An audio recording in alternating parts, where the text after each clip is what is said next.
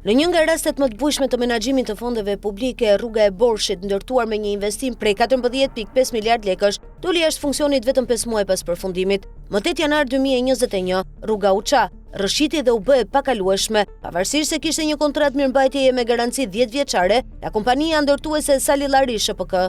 Autoriteti rrugor, bashkia dhe ndërtuesi publikuan një raport teknik duke fajsuar rreshjet e shiut, por auditimi i kontrollit të lartë të shtetit tregoi të kundërtën. Shkaku ishte mosbatimi i projektit teknik dhe mungesa e mirëmbajtjes nga vetë kompania ndërtuese. Në raportin e KLSH-s dhe kallëzimin penal në SPAK, u rekomanduaj që rruga të rindërtohej nga Salillari SHPK me shpenzimet e saj, por autoriteti rrugor ndërmori një tjetër rrugë, zhvilloi një tender emergjent me fond limit 1.6 miliard lek që u dha kompanisë Gjener 2 SHPK. Megjithatë, punimet u kryen sërish nga Salillari SHPK, kompania përgjegjëse për dështimin e rrugës. Ky mashtrim dhe keq menaxhim janë zbuluar nga hetimet e Byros Kombëtare të Hetimit, që dorëzuan prova në SPAK për krim ekonomik, por pavarësisht 5 viteve hetim, ndërtuesi i Pollum Salillari nuk është pyetur asnjëherë. Madje në regjistrat e SPAK nuk figuron as çështja e rrugës së Borshit, duke ngritur dyshime për pushim ose zvarritje të qëllimshme për te kalim afatesh. Kjo nuk është hera e parë. 3 kallëzime penale të tjera ndaj Salillarit për ndërtim pallate shpaleje, shkatrim zone të mbrojtur,